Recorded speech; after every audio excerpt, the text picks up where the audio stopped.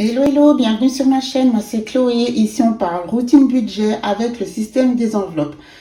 Comment faire ses courses avec une liste à points. C'est vraiment une méthode super efficace que j'ai utilisée dès le début quand j'ai commencé le système des enveloppes et je souhaitais vous la partager. Vous verrez, c'est tout simple, mais ça va vraiment vous permettre d'économiser sur votre budget nourriture. Les points importants quand on fait les courses à points, c'est que vous n'aurez plus de sueur froide arrivé à la caisse. On est bien d'accord avec le système des enveloppes. On est censé ne plus utiliser sa carte et de prendre l'argent alloué pour notre catégorie. En l'occurrence, ici, c'est les courses. Moi, par exemple, j'ai un budget de 400, ça fait 100 francs par semaine. Souvent, je dispatche en 50 et 50. Donc, c'est-à-dire que je pars avec mon billet de 50. Et l'idée, on n'a pas le choix, c'est de ne pas dépasser et donc se retrouver à la caisse avec un petit malaise parce qu'on n'a pas les sous.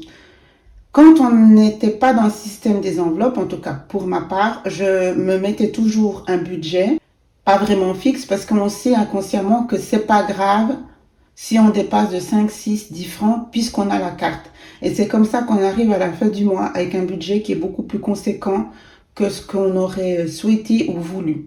Donc quand on revient dans ce système des enveloppes, où on dépense que ce qu'on a dans l'enveloppe, on est obligé aussi de fonctionner différemment. Et la méthode des courses à points fait partie de celle-ci.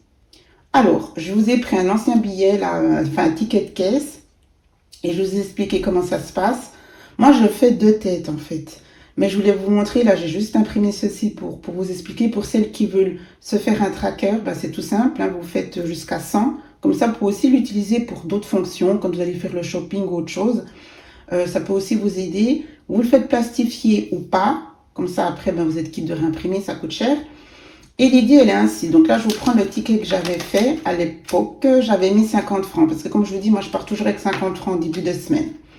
Donc, typiquement, ici, j'avais... Donc, moi, je fais deux têtes, mais je vous explique. Hein. Donc là, c'était... c'est égal, hein, mais 1 franc 85, c'était des pâtes, voilà. Donc, en fait, c'est pas 1 franc 85, c'est 2 francs. Vous montez toujours sur le haut. Ensuite, j'avais ici des céréales à 2,75, c'est 3 francs. 6,70, je ne sais plus ce que c'était, bon, c'est égal, on met 7. 6,15, on met 7. 1,70, on met 2. 2,30, on met 3. 3,35, on met 4. C'était quoi? 2,50, on met 3. Et 3,40, on met 4. Donc, on arrive à 35 francs. Là, j'avais un billet de 50, donc de toute façon, ça pose pas de souci. Mais on part du principe que j'aurais pris un billet de 30, enfin, de l'argent pour 30 francs.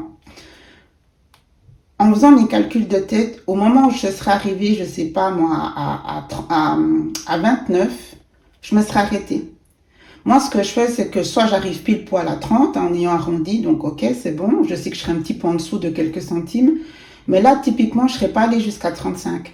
Parce que je me souviens plus vraiment quelle était la différence entre chaque centime, puisqu'on arrondit vers le haut.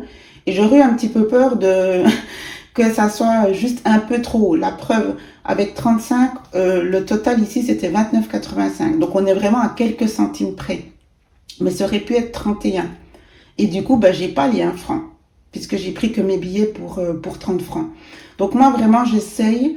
là, c'est avec mon billet de 50, par exemple, de ne pas dépasser les 50 francs. Positif et bénéfique parce que justement, on ne dépasse jamais. Ça nous cadre bien.